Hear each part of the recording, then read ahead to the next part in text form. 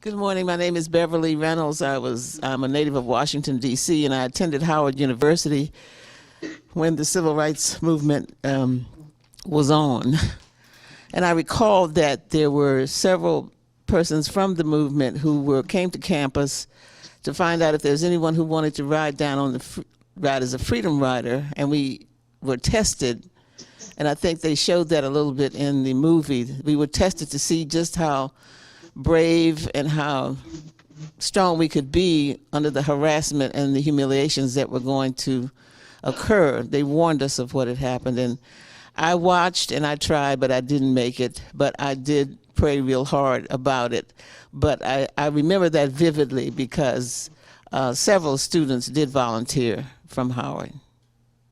I think most African Americans had some involvement in the civil rights movement. What do you see on TV of the marches? There were many marches across the country, not just in Selma. There were marches in cities. There were African Americans fighting for civil rights right in their own communities.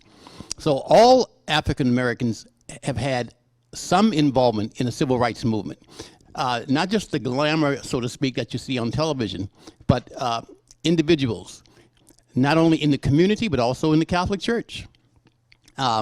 There's been racism in the church that we've had to deal with. So all African American Catholics have had some involvement in civil rights, be it in the community, be it in the church, be it in schools, be it in colleges, and just grade school level. Sometimes there's always some involvement in civil rights that African Americans have to deal with.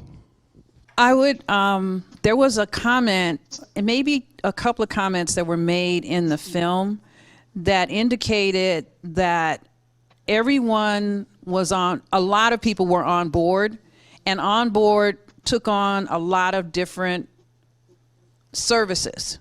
So along the way, there were people that prepared beds, there were people that gave of their housing, there were people that prepared lunches, prepared food, and this was happening throughout the country.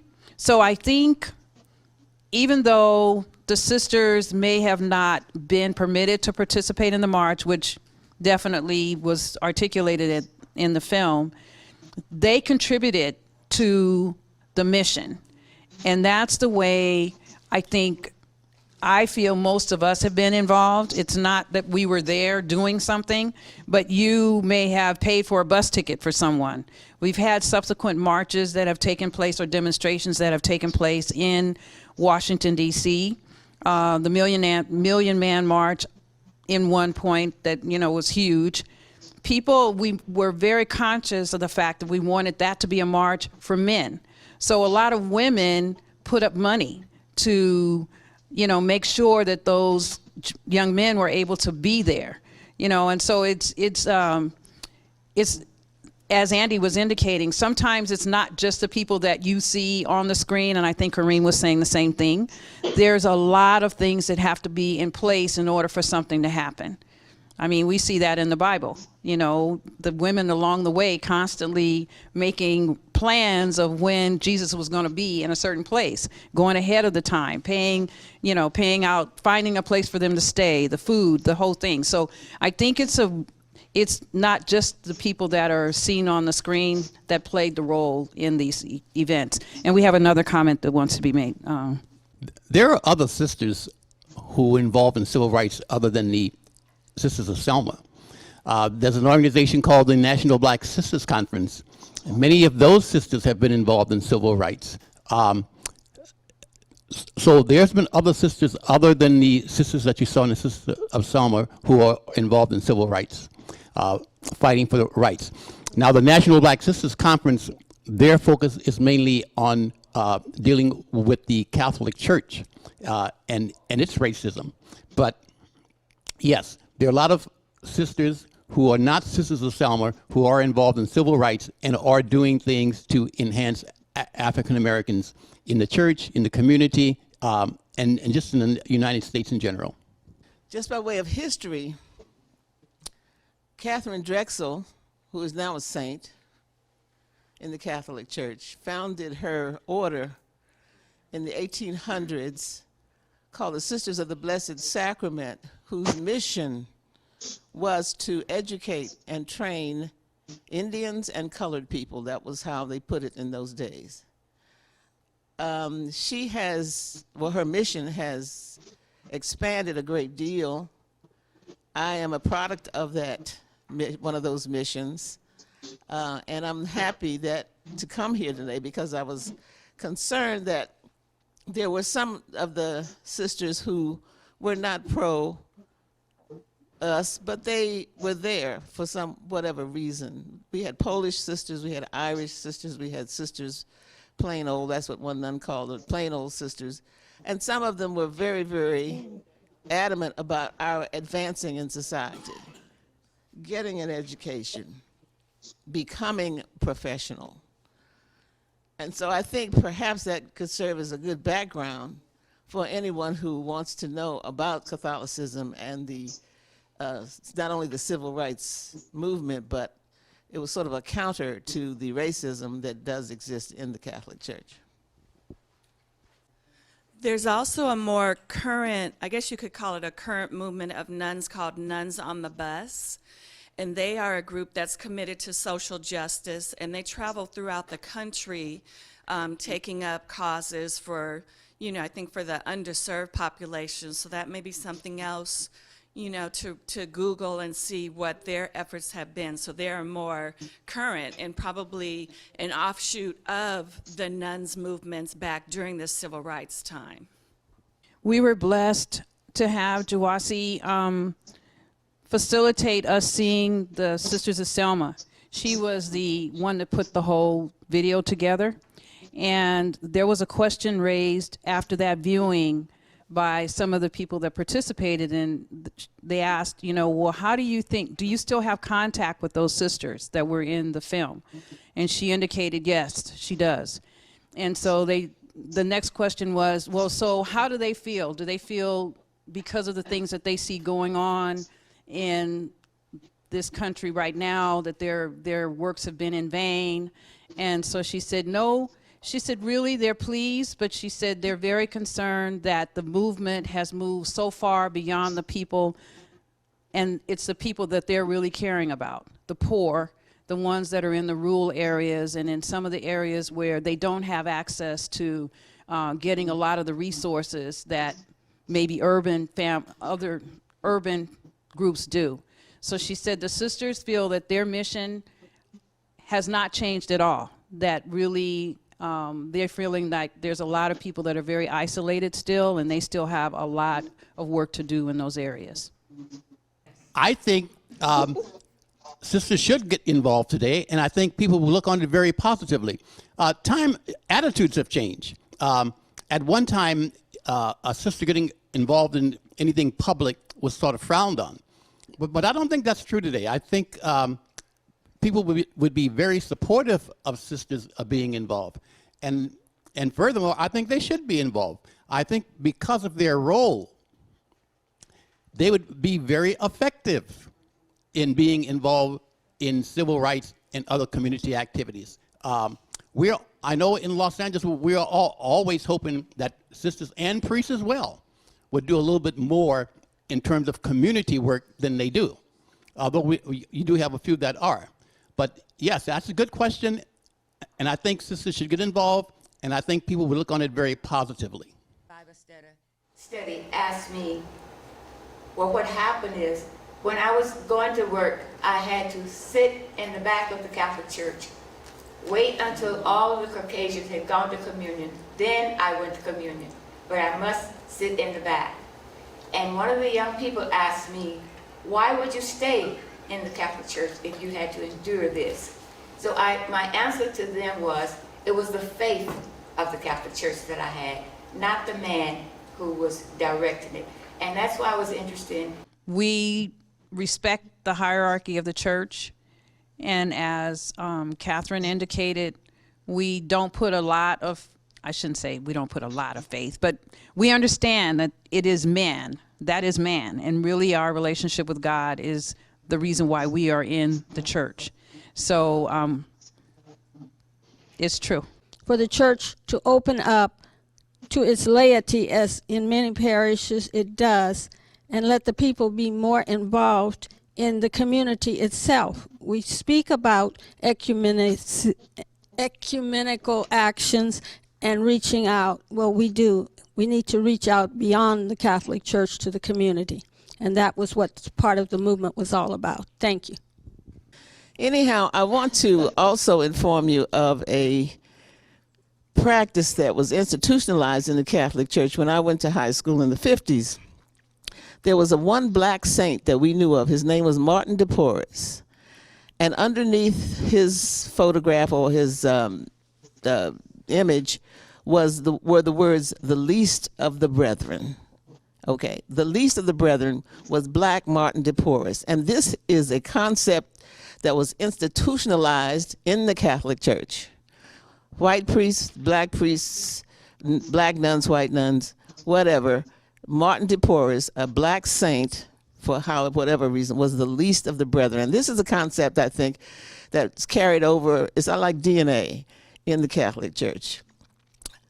There were nuns who would tell you that they chose to go among the Indians and the colored people because that was the worst thing they could do in their life to be redeemed.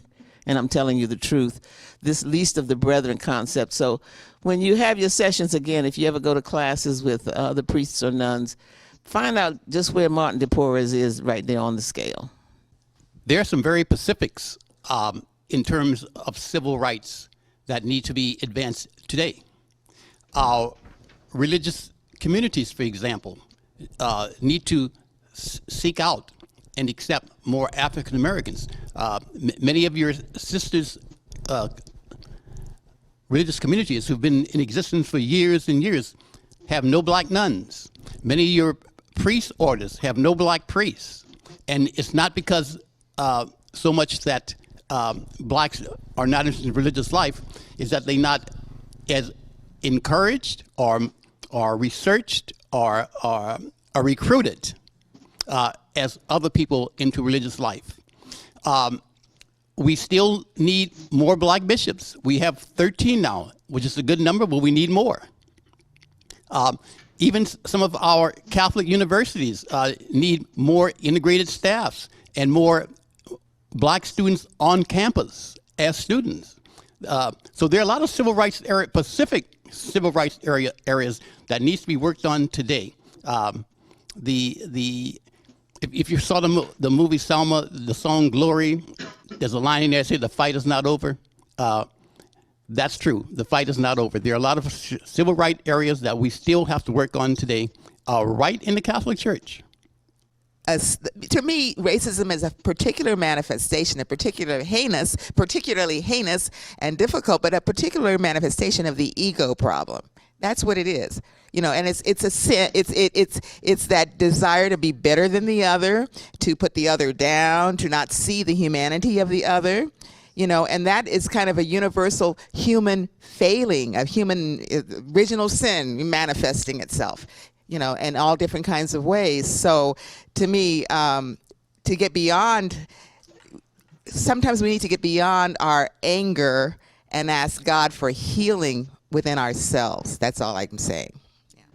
I think so, but then I also think that the church doesn't think that they need to change anything, which, you know, poses a challenge. And I think with our archdiocese having been so involved, I guess, at my parish within the last, I don't know, maybe 15, 20 years, and coming from a family where my parents were very actively involved in parish life and raising, you know, 4 Catholic children, sending us all to Catholic school. You know, we've seen quite a bit. And as well, my 2 uncles and my aunt are part of religious life, and seeing what they have gone through has been, you know, a real challenge. So bringing all that back to where we are today in the church and what I've experienced through working with my parish and seeing the I guess, the challenges and seeing the disparities between, you know, like inner city parishes and more affluent parishes, you then start to question, well, what, in particular, what is the Archdiocese doing? Because it's almost as if the Catholic population is forgotten, and unless we continue to speak up and make our presence known, we'll just be pushed aside for other cultures that are coming into the Archdiocese and into the Catholic faith. We're wondering not just the Catholic presence, but as she was saying, the black Catholic presence, and Los Angeles, where we're basically from, has seen this, and as we've always been a minority in any population, we're a minority within the church, and we now from the 70s has a presence of people coming across the border as they came across that area to establish Los Angeles, which I tell everybody was an integrated community from day one, because the people of Mexico were of various ethnicities, including African roots. And people don't recognize that. They do with the people from Cuba and Puerto Rico. They see that Afro-Latino mixture. What I'm trying to say is that it's not the difference in color so much as a difference in language. So in our parish, we are fortunate to have 3 English-speaking masses, and many of our Latino parishioners also speak English or are learning, and they attend those masses along with us. But we have maybe 6 or more on Sundays, strictly Latino-speaking masses. So that keeps us, we have a new segregation in our community. And it's hard to get us together because we don't know our combined history. And I'm one of those people that stresses that constantly. But if we don't recognize that, there is no way we're going to get together. And we do need to get our children to understand that. And the church needs to stress that more. So I'll let it go at that and let someone else have a comment. I have a comment. This is Catherine again. I want to say that how I feel that it doesn't always start with the Archdiocese or the head of the Catholic Church. It starts with your community. And in my parish, it starts with my pastor. My pastor is oriented solely one way because he's from Mexico. And it seems that he wants everything to go, the culture of what he learned when he was young, and he is not willing, seemingly, to accept the things that are happening up today. So if you don't agree, or if you ask questions, he feels you're complaining when you're only asking for clarity. And he has very little to do with the African American. We have 1 Mass and 6 Hispanic Masses. And we have asked for other Masses for English. And the answer is there are not enough English speaking, not enough African Americans, he said, to warrant another Mass. But the people, most of the people that come to that one English-speaking Mass are Hispanics, so they speak English. But our point is to get over to him, as God said, where there is one in my midst, I am. And if there are only 5 or 6 for Mass, we feel it's a duty to give another Mass for the people who cannot, maybe working or ill, or has no one to bring them to that particular Mass, that they can have access to another Mass. But it's a cultural thing. This is how he apparently feels, and that's how it is. And we were told to contact the bishop, but we're trying to work with him. So I'm wondering if you have any suggestions. I recall seeing back in the 50s in a news feature or live feature of the integration of a Catholic school in Louisiana, where the parents had come out against it, and so did the prelate either priest or bishop, he made it very plain over the airwaves, TV airwaves, that he and the Catholic Church were against integrating the schools. I don't have the names or anything like this with me, but I recall vividly that news feature. It's predominantly in Spanish.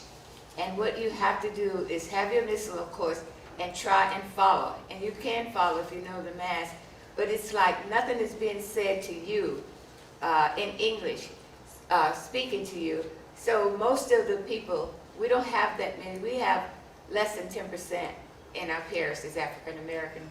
And they don't choose to go because they feel like you're not really having the Mass for me, you're just having it still for the same Spanish speaking. And what we've asked to do, in lieu of having on special occasions or feast days, have it just one English Mass, because usually there's several Spanish Masses regardless of what the program is or what the activity is. So, but it's a mentality we're thinking of the pastor. This is how he feels. And he has very, I don't know about very time, but he spends very little time for the English speaking Mass. Most of the times he never shows up. Or if he shows up, he comes with tickets of an activity to be sold. And that's an insult, because when something is brought to you and you are not in the planning process, you don't like that. You want to be in on the groundwork. Don't just bring me something, say, I'm having a Valentine's dance and I give you tickets. Sometimes they're in Spanish, sometimes they in English and Spanish, but usually they're in Spanish. So it's kind of resentment, but we pray over it and hope that things will get better. Thank you for your response.